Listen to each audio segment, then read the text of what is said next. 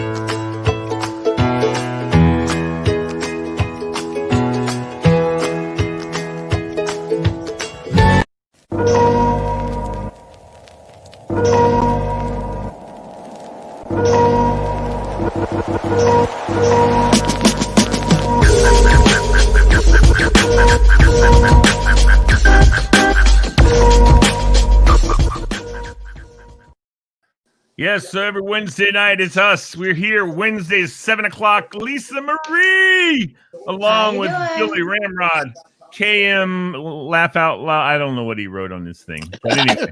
I don't even know what that is. I don't even know what that is. You wrote it. You wrote it. I didn't write anything. You did. Oh, whatever. I don't even know how it works. Figure it out, Billy. Come on. You're a trip, dude. All right. How long? All right. How long? Hi, guys. How you doing? Hey, buddy. Hey, How's Lee. Everything good? Everything's good. I'm packing. Billy was going to have an announcement tonight, but he's going to put it off and make y'all wait and sweat. I don't have it. There's no announcement to make. Yeah, right? There is. Oh, my goodness. Somebody may have taken his profile off Match. All right. Anyway, hey, listen. that's as far I just wanted to tell you guys, I love you guys very much. I want you guys to rock and roll tonight. My movers just pulled up, and my packers just pulled up. I thought I was going to get 10 or 15 minutes with you guys, but you guys can handle the red flags tonight. And next week, you can handle it because I've got the expert with me. She is the expert, and part of that new announcement will include a release of all the great work she's done as part of my announcement. So anyway, we will hold off for 1 week on that. I've got to run. I do love you guys. I'll talk to you soon. All right, dude. Take care. Peace. Good luck with your move. He's a nut. He is a nut, ladies and gentlemen. Lisa, I prefer being on the show, just you and me anyway. No, I'm kidding. We love Billy. Billy keeps it interesting, though. He makes it fun. Keep it interesting. He's always making us laugh. We already had Cheryl Mezes and Tour Arsala already liked the show before we even started. And then Carrie Crawford just said, yeah, she likes it too. There's some people watching. We love it. Carrie says, hey, let's do some red flags, Lisa. And those of you who are watching, don't forget to like and share the program. Like it. We want to know who's watching. And you know what? I am seriously, those of you who like, we're going to be in touch with and contact with and sending you, once we get the MoreJoy Media gets funded and everything, every month our members of MoreJoy Media fans or watchers, or I don't know what we're going to call them. Fans is kind of presumptuous, but we're going to have something for you once a month. It'll be awesome.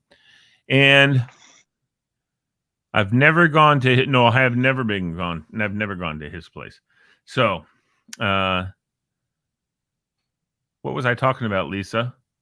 You were talking about doing something special for our viewers. Yeah. Anyway, interesting. Well, Carrie's confusing me, but that's okay. With her thing she's got here, you can't see a. Okay, there we go. We're not talking about that. All right, so Carrie, you're a nut, dude. So let's go. Let's do this. Lisa Marie, red flags. We talked about them last week. I can't remember a daggone thing we talked about last week. So. Neither could anybody else. So it's all fresh. This is fresh red flags talk. This is dating red flags, ladies and gentlemen. So please comment. And if I can figure out how to take off certain comments, Carrie, then I would, but I can't without putting them up on the air. So let's talk about red flags, Miss Lisa. One of the ones that we've talked about before, that we'll get to, I think, later, but is not respecting your boundaries. Big, huge superstar red flag, right? Yes. Yes. Now, is that the biggest one for you? I wouldn't. Yeah, it actually probably is. I think it's one of the bigger Sometimes ones. you don't find out about that until later on, right? Well, So what are some of the first red flags you should be looking for on the first 4 or 5 dates? What would you say? All right. Well, the one with the boundaries is a big one. So if you're on the first date and you go to dinner and then the person's like, hey, why don't you come back to my place? And I'm like, no, I can't. I got to work in the morning. I got to get up early, whatever. And they're like, no, it'll be fine. We'll do this and that. And I'm like, no, I can't. And they just won't take no for an answer. That's just, do you not know how to spell no? It's N-O. Well, what you're setting yourself up for is a relationship where you never have a voice, you never have a choice, everything is their way all the time, and they're not going to let it go. And that's not, you don't want to go down that road. I've been there, ain't going back. So let me ask you something, vice versa. What about the guy who says, what do you want to do? And doesn't make any decisions. He just says, what do you want to do? Let's do whatever you want to do. But that's not a good thing, because you know, and I know that there's things that he wants to do, but he's trying not to, he don't want to shake the boat. He says, hey, for instance, I'm with this really cute girl named Lisa. She's so beautiful. I'm just going to let her dictate everything. That way I won't piss her off. That way I won't cross any boundaries. Is that okay with you?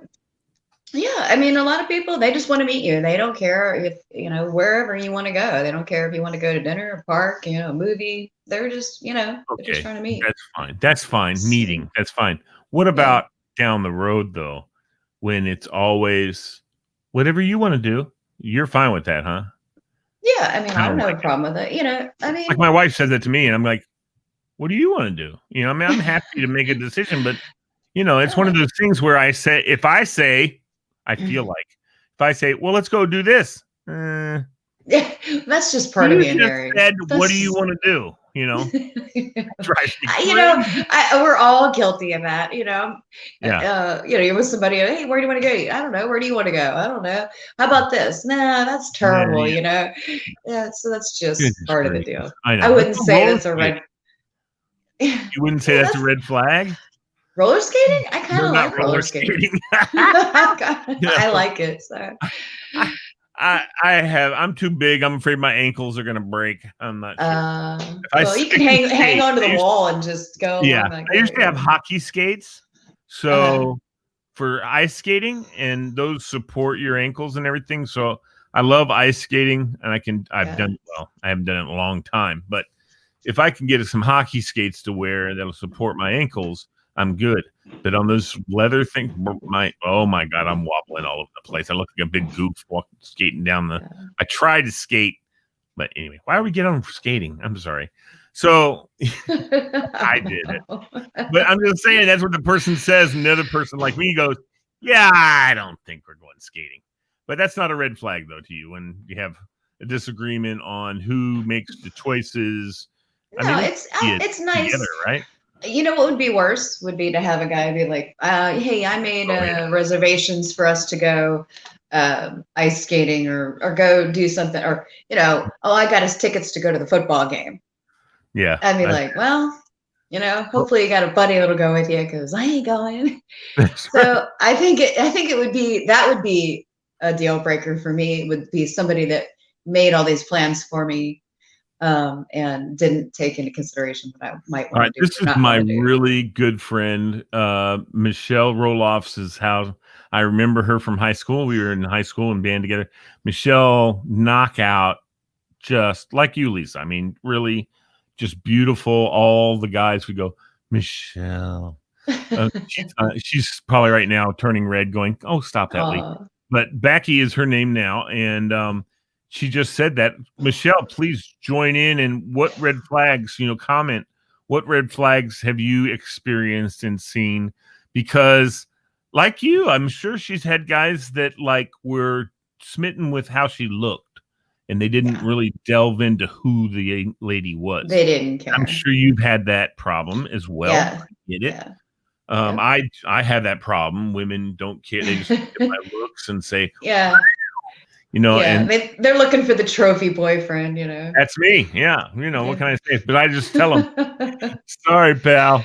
Yeah, I know. You hate getting treated like a piece of meat all the time. Sorry, girly. Yeah. Yeah, me and Billy, both of us. Sorry, we're off the market. He might not be off the market. I don't know about that. Out there in the wind. So, Michelle, yeah, dude, seriously, girl, tell us what's going on. She's really, and having gotten to know her, I know how vulnerable she can be. I know how sweet she is. She has a wonderful daughter who is special needs, so it takes a lot of effort on her part to take care of her daughter. And she's awesome. And then there's Fred James joining us. He says, trophy boyfriend, laugh out loud. All right. So one of her red flags, Michelle just joined us here. Someone that's had a background with drugs and alcohol. Yeah. And you had no idea. Tell me about how do you check to see if those are red flags, and how do you find out if a guy's had trouble in drugs and alcohol? Offer him some drugs, see if he takes them, Say, hey, let's go buy some crack. If he's like, okay, then you pretty much know. Cops don't have good sense of humor, by the way. They pull you over and say, you got any drugs? And you say, what do you need? Actually, I have suspected before that people were doing drugs. And then I was pretty certain that they were. And I'll be like, hey, let's go, pick up some stuff, right? And they're like, yeah, I know this guy over here I get from all the time. I'm like, okay, good night, bye, I gotta go. It's actually a little tricky, but yeah. How do you feel about? Well, Michelle said background checks. We talked about that last week. Remember? Yeah, but if the guy thinks you don't like drugs, and that would ruin his chances with you, he's going to deny it. He'd be like, oh, I never do drugs. Yeah, exactly. But if you still suspect that he's doing them because maybe his friends do them, or you just have that feeling, just offer it up. Say, hey, let's go. You know anybody? And if they're like, oh, hell yeah, let's do this. Heroin? Yeah, let's go grab a little bit of heroin. And they're like, oh, yeah, let's do it. You pretty much got your answer there. Yeah, it looks like she was in a relationship with somebody and it was all behind her back the whole time. That was his what's the word? A mistress, instead of messing around with girls, which he may have been doing. I don't know. But and there's a lot of guys who do that.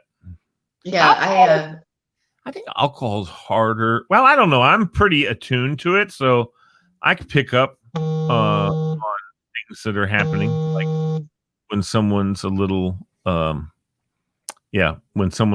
inebriated.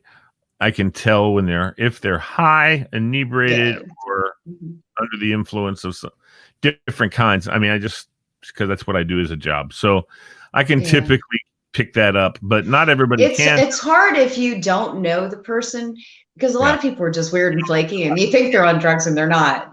So that's true. I don't know why we've got this buzz. Do you hear that? I'm getting stupid text messages. Oh, that's why I'm hearing it. Okay. Yeah. No problem. So Michelle says escape. Yeah. As soon as you can, it's hard to figure that out, but as soon as you can figure that out, get gone. This is a good one to put up. We can put that up. Michelle says escape. Yeah, nothing good's going to come from that. No, of course not. Now, some of the red flags, I know you have a ton of them. Tell me about why the red flag for they'll only hang out with you in the late night hours. This is almost always a dead giveaway that person is only interested in one thing. Is that true? The person only wants to hang out? I mean, that was what you read on the internet. That wasn't one of my red flags. And because it depends, like when I owned hair salons, I didn't get off work till 10 o'clock. So if somebody wanted to see me, I had to meet them at 10:30. I wasn't hiding anything. It's just, so if somebody has a reason, if they're working till 9 o'clock or whatever, it depends. More text messages. Anyway. All right. So there's my son in the background looking for something. What are you looking for? Turn off the studio lights. They're already off. They're not on right now. All right, bye, bud. So anyway, that's my boy. I love that guy. He's something else. But I think if the person has a legitimate reason for why they can only meet you late at night, I would be more concerned if they could only meet you like for lunch, like during the day. Yes. Because then they, because they're like, oh, what are you doing at night? Are you going home to your wife, your girlfriend? You living with somebody? I would be more concerned about the opposite of that. Right. If my daughter texts me one more time, text her back, say, stop it. So anyway, she out somewhere. She's actually visiting her friend in North Carolina right now, but she's taking some photography courses, and she's counted on me. Do you have a show on Wednesday nights? She's not thinking about it because she's down there. Like my studio, wanders around. But she's wanting me to buy her this camera. She's taking these photography courses in college, and she wants a really expensive camera, and she keeps sending me these links for it. Like, oh look, it's a Canon Rebel something 7, and she's trying to find one used, and she's like, I'm not sure. Well, if you're ever looking to buy a camera, I swear to you, this may sound weird to you, but my camera guy who owns DC District Camera right here in Burke, he will match any price you find. It's a legitimate price. He'll match or beat any price. So if you guys, if she does the research and she finds the camera on the legitimate legitimate website, because there's none of these guys, like he was telling me, none of these guys have a very high. They don't have it marked up very much. They deal in quantity, not quality. So I mean, text me over his thing. I'll call him, see what he's got. I will. It's simple phone number. I'll give it to you in a little bit. Eldar's name, but I'll have to go and ask him for again. We're off the topic. We're off topic. That's Lee. Oh, squirrel. I know. Yeah. Anyway, so we're talking red flags. Tell us some more, Lisa. Tell us some more red flags. Okay, so you get to the restaurant, and all he does is complain. Though the wait's too long, it's too crowded. It's it's not nice enough. Those drinks are too expensive, and the food wasn't good, and I'm not going to tip the waitress because she forgot to bring me the cheese on the side. She put it on my food rather than bringing it separate, and they're just rude to the wait staff, and just they're not there. I mean, that's just to me. You know what that red flag is? That red flag is negativity. The person's just negative, and I don't like that either. I mean, to me, that's what that is. It's also rudeness. Especially if you're saying entitlement, and all of that. Yeah. Everything's beneath them. Nothing's quite good enough. And I'm like, that's not what you really want for a partner. That's going to drain the energy. I was watching the Mediterranean Below Deck, whatever show. It's like the second time I've watched it. But, they go out on the Mediterranean with this big yacht, and they have these couples that come on, which I don't know if they're on their first dates, mostly older guys and much younger women. But the guys are like jerks. I mean, they're like, you didn't put enough champagne in this glass. Next time I get a champagne glass, I expect it to be filled to this level. What?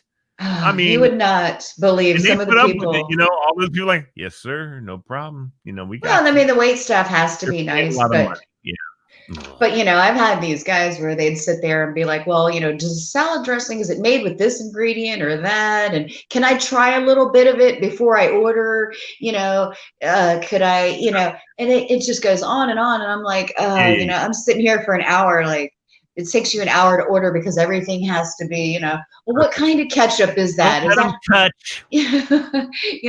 Where did the ketchup come from? Is it Heinz? Is it, I can't. Dude, I would be so sarcastic with a guy like that. It's embarrassing. I mean, it's just like, where does this ketchup come from? Well, it comes from the south of France. As a matter of fact, we grow special tomatoes. this one guy, he would always be like, I don't know if I want to order that. Can you bring me a little bit of it and let me try it and see if I like it? And then I'll decide if I want to order it or not. And I'm like, no. Really? He wants him to make him a bite. Yes. Or the same thing with ordering wine. They'd have wine there, and he'd be like, I don't know if I want a glass or not. Can you just bring me a little bit of it and let me try it? And he would try like 5 or 6 of them before he'd get one. And he'd like, oh, this one isn't too bad. I guess I'll order this one. And I'm like, I'm sitting here for 2 hours, like, just freaking order something, and just get a glass of water, Right. But yeah. I can tell you though that if when and I'm not Mr. Whatever the hell they call wine people, Kool-Aid or Roulette or Joulet or whatever the hell it is. But I have been to a pretty fancy restaurant one time with a young lady, and I was not trying to impress her, but they brought the wine. We ordered a bottle of that. She wanted to. I'm not a big wine guy, but I'll drink it.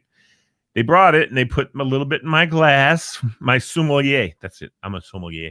And I did smell it.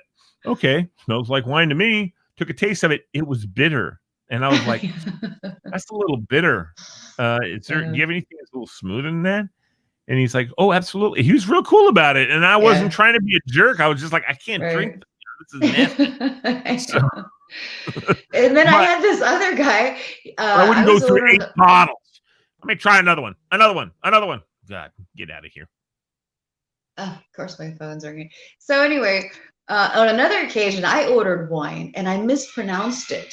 Uh-oh. I mispronounced it when I ordered it. And the guy thought it was hysterical.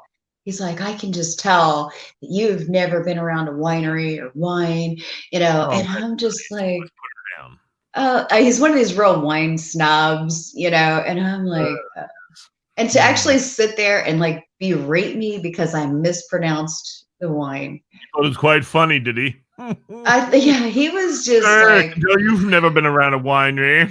Yeah, I should have taken you to McDonald's or something, Yeah, maybe you're so beneath me. You know what? Why don't you go ahead and take me to? Are you buying at McDonald's? Okay, then go to McDonald's and order 100 Big Macs. Yeah, maybe you should just drop me off and go to McDonald's by yourself. How about that? Because Tell you what, I'll stay. You leave. I'll take care of it. But that's another red flag is somebody that acts like they're superior. That they make fun of you if you make a mistake or something like that. That's just not something you want to live with for very long, right, but I could see that already in this guy. It's like, oh, if I say one thing wrong, I was born in a barn, and I'm like, oh, here we go with this. I'm not dealing I'd with like it. some Rosie. Can I have some Rosie? That's rosé. Oh, I can't believe you can't say the right word. Yeah. Oh, I got you. So Steve Day piped in and said hello to everybody. He's hi, Steve. I don't know.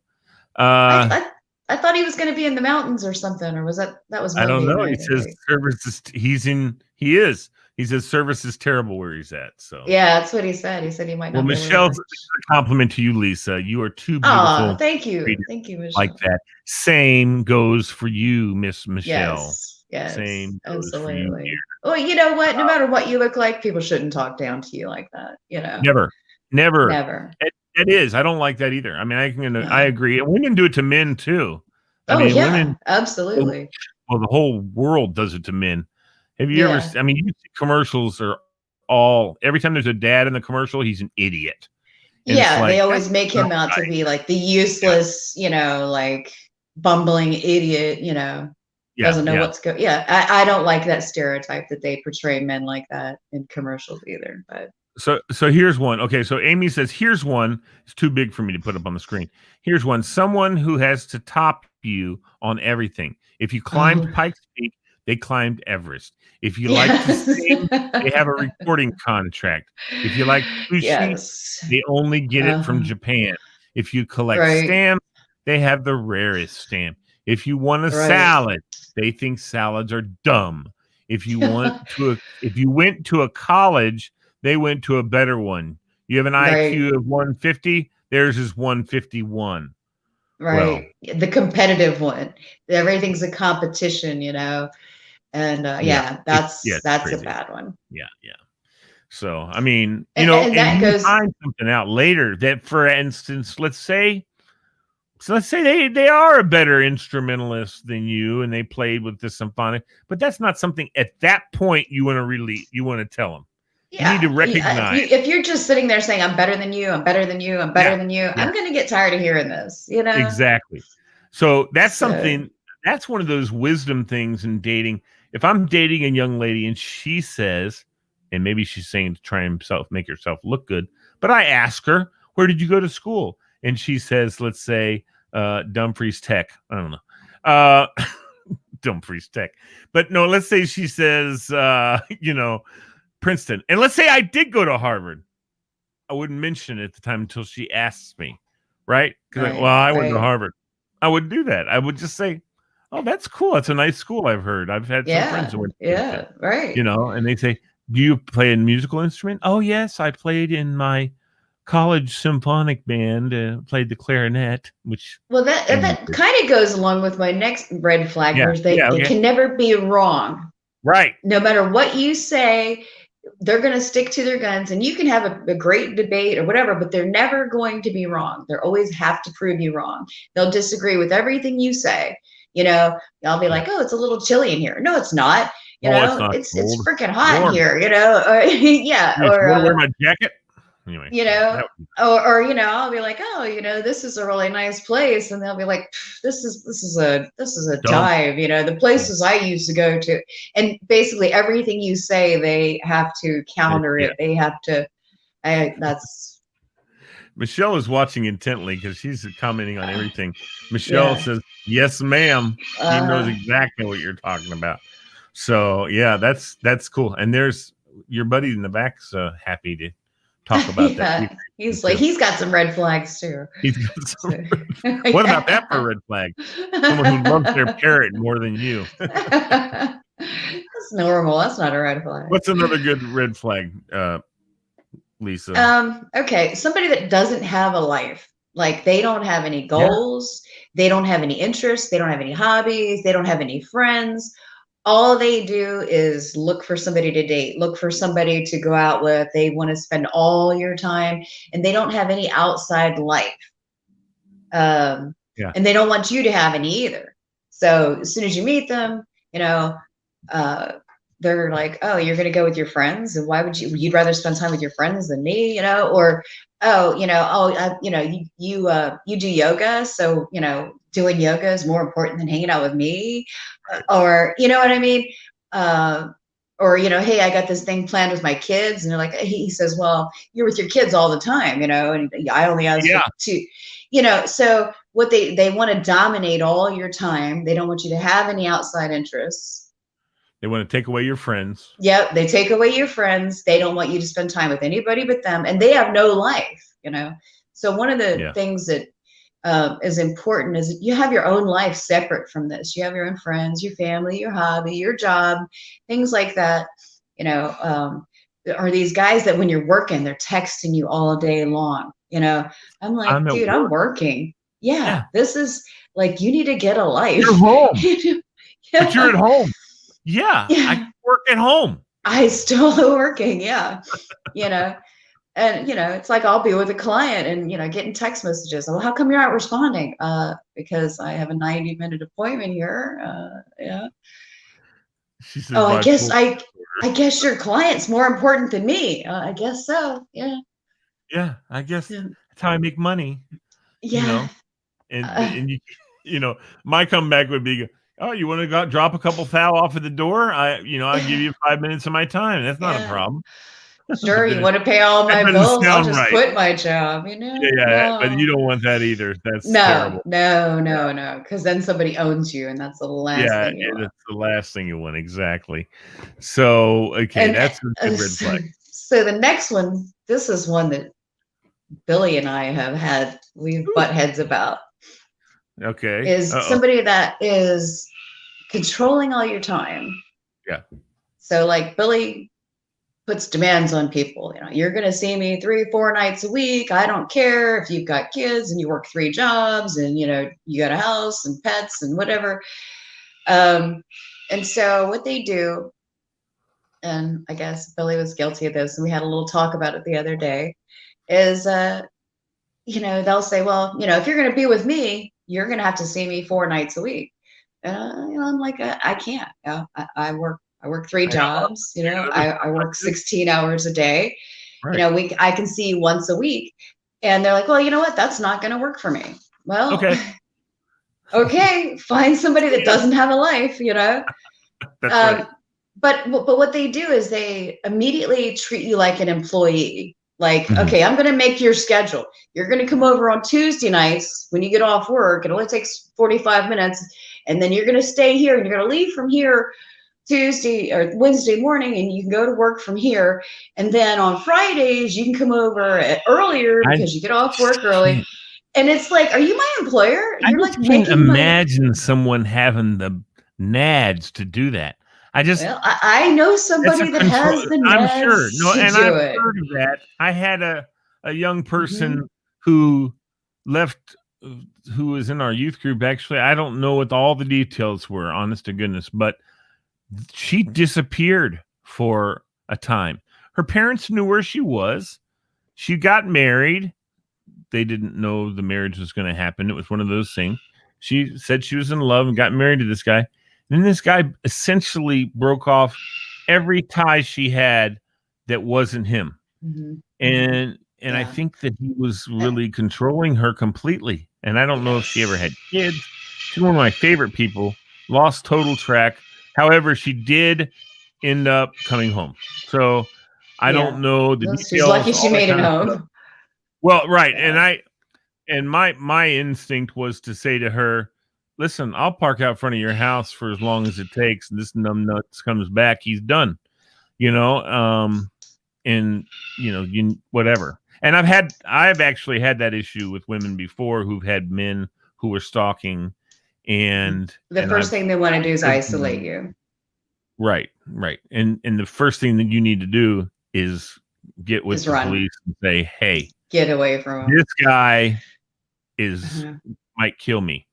You know, he's threatened to do that. Yes. And never let anybody isolate you. Never. And if they are, call us. And they do it in subtle ways. Like they'll say, you know, oh, I see you're friends with Bob. How do you know Bob? Did you used to date him? You know, what's going on between you two? And so what he's doing is acting like, you know, there's something going on there that needs to be broken off. And then even with your female friends, he'll say, well, I don't know why you hang out with Janice all the time, because all she does is go out and sleep around. And if you're hanging around with her, you're doing the same thing. So now he's broken off that relationship. And they slowly isolate you from everybody. And it's like and you don't realize that they're doing it until you realize, wow, I don't talk to anybody anymore. And then, yeah. And some of them, you know, and I know this, I'm going to say it right out there. Michelle says exactly. She's obviously been through similar situations that you have, Lisa. Yeah. I know from my perspective, I know that sometimes guys use religion as their okay to dominate. Yes. And I'm like, ridiculous. Have you read the Bible? Right. Yeah. But anyway, you know, we won't get into too much on religious studies and all that kind of stuff. But I have seen that. And guess what, people? That's still called manipulation. Yes. It's still against the law. So, don't let anybody tell you what you're supposed to do. They can ask and you can agree, but that's as far as it should ever go. Would you agree with that? Yeah. So, you know, back when I was talking about, these guys are like, well, you know, you're going to come over on Tuesdays and Wednesdays. We're going to have pizza and watch Netflix and whatever. And then you can stay over and then go here and there. And, and you try to say, look, I can't, you know, I'm working those nights. I got to get up early. You know, I got kids, I got pets, I got to get home to take care of. And they're just like, well, that's not going to work. it's going to be my way or the highway. But they almost treat you like an employee. Like, here I am. I'm going to make your schedule. These are the days you're going to be here at this time, and you're going to act like this, and you're going to do this. And I'm like, wait a minute. Did I fill out a job application somewhere? Where's my paycheck? I don't have a red flag, but I'm going to throw this one up. Yeah. Call. That is a big fat flag waving in your face. In fact, that's like one of those big car dealership American flags, but it's all red. But it's a sense of entitlement, because really, if somebody gives you their time, if I say I'm going to see you every Saturday, you should be grateful I gave you that time, because that's something I can't. Time is valuable. I'd rather somebody steal my money than steal my time, because I can make more money, but I can't make more time. So right on. And so if I give you my time, it's like me giving you money. It's more valuable than money, and for you to demand more of it. It's like if you give somebody $20 and they're like, "Nah, I want 50."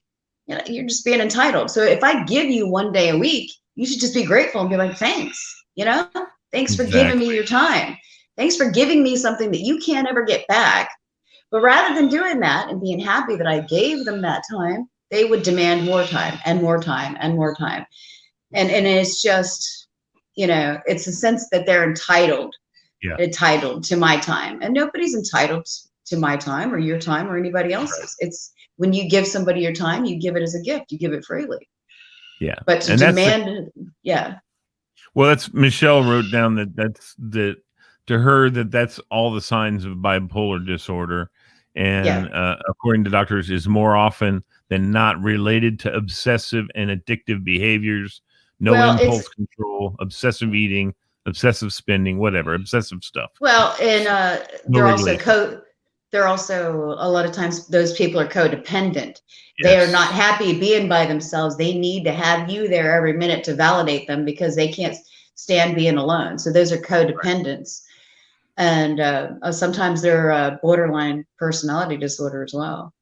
Right. Amy said, or they make you feel guilty for wanting to do your own thing and make your own decisions. Another red flag. Manipulation 101 for narcissists. Yeah. Absolutely. Yeah. Absolutely. Amy's a smart gal, I tell you. Yeah. So is Michelle. Both of them geniuses in my book. Yes, Michelle. Women are getting wise to the games. No, I mean, but honestly, you, Amy, Michelle, I mean, really, maybe we ought to just have a dating show with the three of you guys talking. That would be great. Wouldn't that be awesome? That would be great. I'd love to have them on. Yes. That'd be awesome. In fact, I'm just going to send them invites right now, and if they want to jump in and be with us, that's okay with me. So, and it sounds like it's okay with you too. If they join us, who knows? I know that Michelle's awesome. She is, like I said, she's one of my superheroes. All she's dealt with in her life. She hasn't dealt with the greatest stuff, and yet she's been very, very good about how she. Let me see. Oh, see, I always spell her name with 2 L's, and her name is 1 L. And so then I go, why can't I find her? There she is. Boom. That magically. And then Amy. And we'll get them to join us. We'll talk a little bit more about red flags. So talk to me about what else besides dealing with narcissists would you suggest are some of the other red flags that you need to be alert to and aware of? Okay, so we talked about like bashing your ex, or even worse is bashing the opposite sex. Like you go with a guy and he's like, well, all women want is some rich guy, or all they want is this, or, all women care about is money, or, and I'm like, bye-bye. I just met you. You hate me already. I'm not sticking around to see how this turns out. Sorry.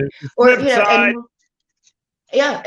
the same thing. If you come in and you start, hey, I hate men. All men are cheating pigs. They're all liars. They're this and that. Dude, get up and leave. Because you're never going to, just go. Or how about this? This one's the killer. How about every time you say something, they go, yeah, right. Or, right. Yeah. They dismiss with just body language and maybe an utterance anything you say.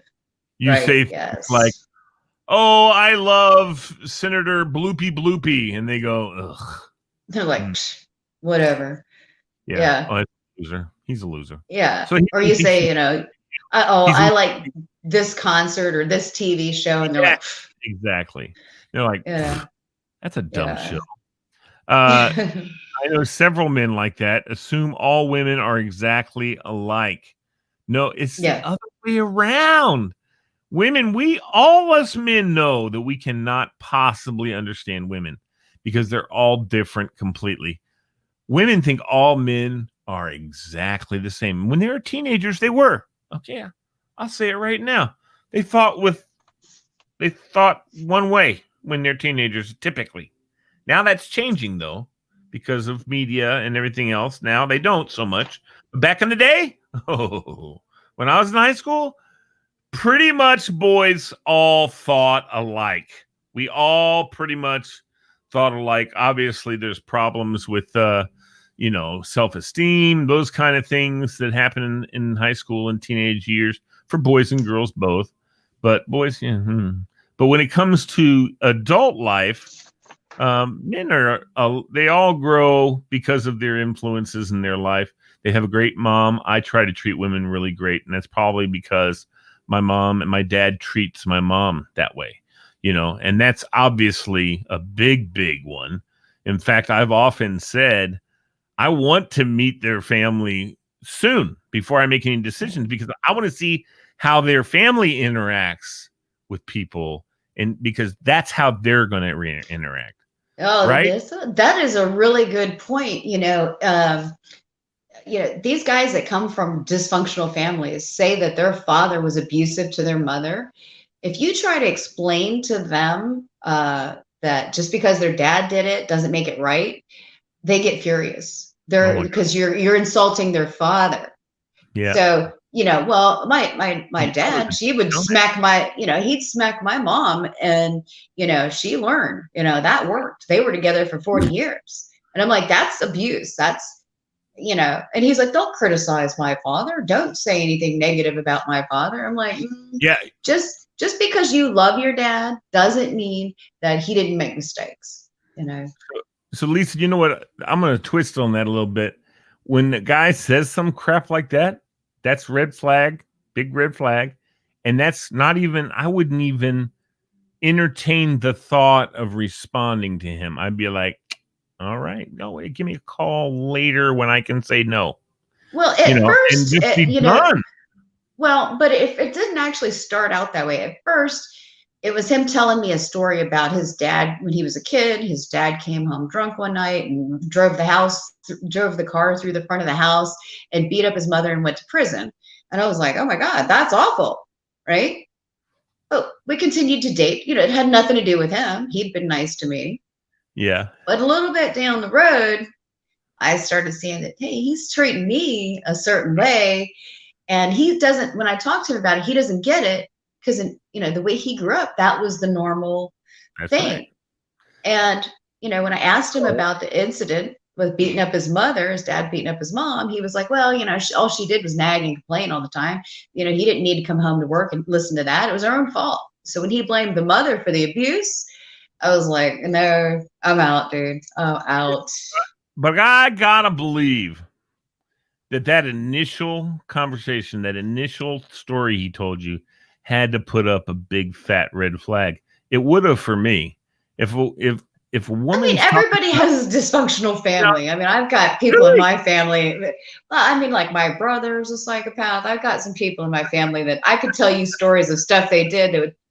But I understand that it's wrong. I recognize that it's wrong, and I assumed that he did too. And I didn't learn until later on that. Right, you assumed that he thought it was wrong too. Yeah. Right. Yeah. So we all have crazy people in our family, See, once again, you're generalizing. I don't know. We have our disagreements in our family. Well, anytime there's holiday get-togethers, the domestic violence rate skyrockets. So I'm not the only one. Not my family, but you know what I mean? I'm just saying. Right. I do not have a uniquely great family. Right. I have a good family, and I know other families that are good families. I think it's one of those things. I can tell you this, growing up, if my dad heard about a neighbor doing something like that, first of all, he'd have a nice little chat, but we wouldn't associate with that family. Right. If there was a lot of bad physical. But you were blessed to have a good family, and not everyone was. Very blessed, I know, and not everyone is, but a lot of people Yes. can change how they do things so they can have a better family later on. Well, there's two ways to react to growing up in a bad family situation. One is you accept that as normal, or two, you say, hey, that is wrong, and I'm never going to be like that. Yeah.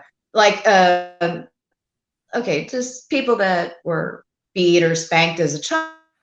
They're like, hey, I turned out great because somebody beat me and spanked me. And other people will be like, I'm never going to do that to my kid. So it's not how you're raised, it's how you react to it. Sure.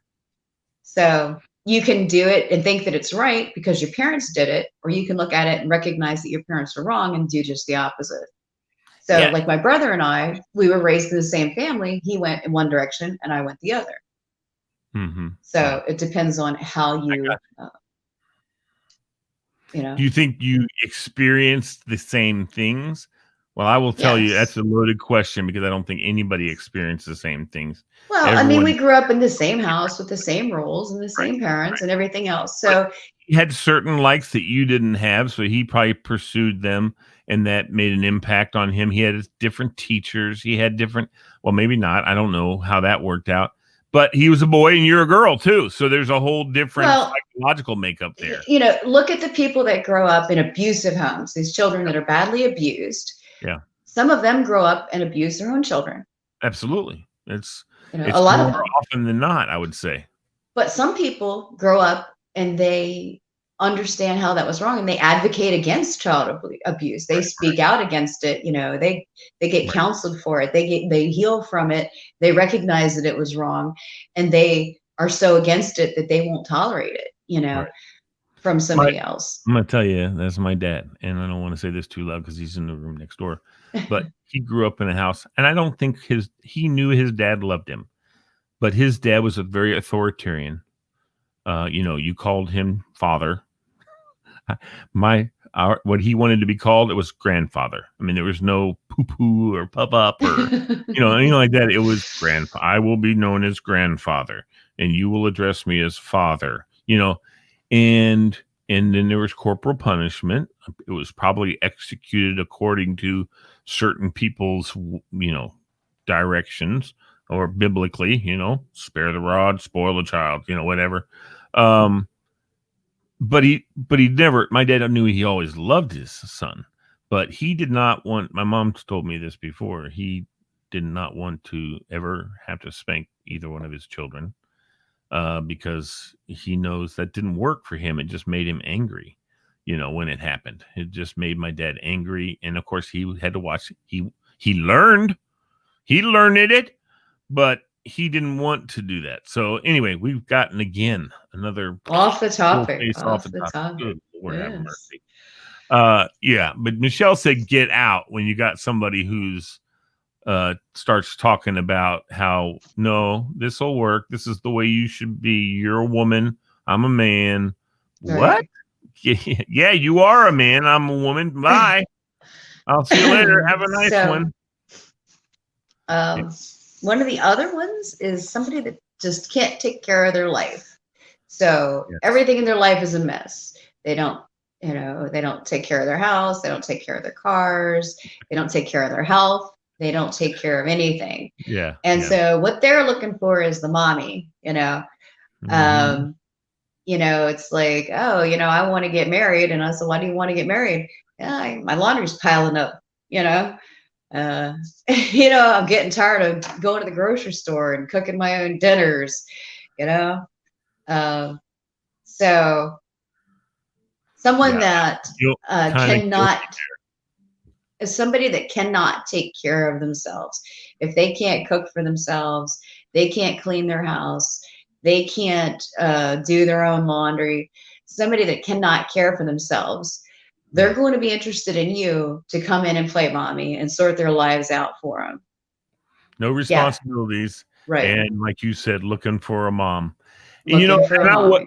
I certainly was not looking for a mom, but my wife, I got to say, I've got lots of moms in my life. And, if you and I hung out more, you'd probably start taking on a little bit of mommy role with me too. Probably. I don't know. My sister moms me. My daughter even moms me. And that's just because I need the help, quite frankly. And that's just me. All the drugs they got me on, and I want to use that as my excuse, but that's kind of my wiring. My wiring is, without sounding, I'm not sounding immodest, but it's highly intellectual. And so I'm always thinking about how things work, and I forget to do the simple crap, like empty the dishwasher. My God, I don't know how I forget to do that every day. I don't forget every day, but I do forget, and it pisses me off because I know my wife thinks that I'm just like, I'm not doing that. I didn't even think of it. So it's not like I didn't do it because I didn't want to. It's because I didn't even think about it. I went on to my next thing. So that's the ADHD also. So Amy says her husband just learned how to fold a fitted sheet at the age of 54. He sure has the heck knows now. Let me tell you something. I'm proud of myself. I've always known how to fold a fitted sheet. Thank you very much. I actually had to teach a 55-year-old man how to use a laundry washing machine. I actually had to teach him how to do that because when his wife left him, he had no idea. He had never in his life in 55 years done a load of laundry himself. And he had no idea what goes in it, what kind of detergent, what all these buttons meant. He just had no clue. I actually had to go over to his house and show him how to do it. Right. Yeah. So it's not like I've done a lot of laundry. I'm not going to pretend that I've done a lot. But if you had to, you could. Oh, I live by myself. I had to do my laundry. Right. Yeah, I took a bag or two home and I was a sales guy at the time, and I'm not a good ironer, I have to tell you. I've tried to iron. It frustrates me. The collars especially. And my mom said same for her. She hates ironing my dress shirts. She loves to iron. That's her. She said that she likes to iron. It's smooth. It's, it folds out. She loves that. But so I learned I know how to iron. I don't want to iron. So I take my dress shirts and stuff home. I used to take them home to let her, and she was happy to do it. Okay, I'll do it. No problem. But one of the things I always look for is, can a guy handle his business? Can he take care of his house? Can he mow his grass? Can he keep the room straight? Can he keep his dishes done? Can he do this? Or is he just have this interest in me coming in and I'm going to be the mom to him and have another child to take care of? Because, I've raised my two and I'm not looking to adopt another one. Amy said, beware of a man whose mom did everything for him. Yeah. But then I like this one. Jeff Minio, he says, LOL. Well, if it's a front-loading washer, I'm screwed. I'm old school. So it's on YouTube. Google it. How do you use a front-load washing machine? You'll see a video. I know. Show you. Well, everything's on Google. Yeah. No more than yeah. Okay, buddy. No problem. Okay, my son's grabbing my toys. The toys that I have in the background. Anyway, yeah, that's cool. That's funny. So somebody else commented. Hold on. There's Tura. And he said he learned how to be more independent from his life coach. And yes, apparently has a therapist, too, that he goes to. Yeah. So he said, I'm proud of Tora. He's doing well. He does great. He's an awesome young man. And I tell you. And he's always working on improving himself, which is something we should all be doing all the time. Yeah. And very few do. 8 internships. Yes. Yeah, he's got another one. So he's got 3 now. That's crazy. I don't know how he's going to keep up. I don't know how he can keep up. He will. He can. Yeah. Because he wants to. It's important to it. Exactly. He never gives up. He tries.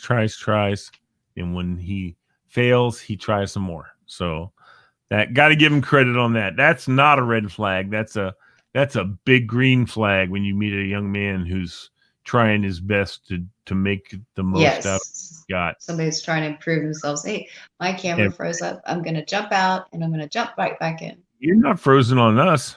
It's frozen on my end. That's weird. Okay. It is weird. All right, jump out, jump back in. We'll if somebody wants to comment. I sent links to Amy and Michelle. Would love it if they would join me. We want to say another jump out to want to say hello again to Billy Riley, Carrie Crawford, Cheryl Mezes, Tura Arsala, and Steve Day. And of course, Jeff Minio, who has not liked or shared. Jeff, we need to do that. But he has commented. So I'm cool with that. I'm cool. Yes. I'm cool with that. So Michelle gave us a thumbs up. I don't know if that was for you or for me. I told her she was. Well, I hope she comes on the show with us sometime. I'm telling you. So maybe we'll do that next week, possibly. Yes. We could have a girls' roundtable next week. Or we may even start our own new show, The Ladies. We'll just call it The Ladies. You know what? That would be a great show. Wouldn't it? And you guys can just yammer about stupid men and how idiotic they are. And guys would love it. They'd get enraged. I'll start a gentleman's show.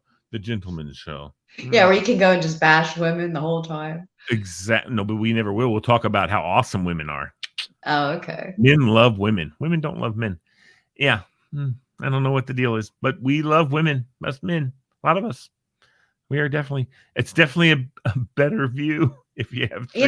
Just almost as many women get married every year as men. You know that? So you can't say we don't love men. It's nearly an equal number. Michelle said you guys can call it the bitch session. Yeah. She's funny. Anyway, we'll be like The View, but we'll stay off of politics. Oh my God. Yeah, a better view. See, Amy had it. It'll be a better view. A better view. That would be a great name for the show too, wouldn't it? A better view. Making fun of the show, The View. Do it. Yeah. You need to figure out what night is a good night for all three of you. I can. Yes. This is what will happen. You'll have them. Hey, you disappeared. I'll be in the back controlling everything, and you guys just do your show. And we'll call you in, and you guys come up, and I'll bring in people. I am going to write down a better view. A better view. I would love to do that. Because if men heard the things that women said, they would just be shocked. I have to tell you a story that'll take us out of the show today. Michelle likes the better view also. So there you go. Yeah. So Michelle, was that her idea or was that Amy's idea? Who came up with Amy's idea? Amy's a genius. She always impresses me. She says ABV. So you can make some shirts to say ABV on them and stuff. Yeah. We can have a wet t-shirt contest. Let's do it. What? You'd be perfect for a wet t-shirt contest, Daryl. Oh yeah, pour in the wet. No, I want to see you in one of the wet t-shirts. Stop. You and Billy. I'd be embarrassed. So here's the story. This is going to take us out.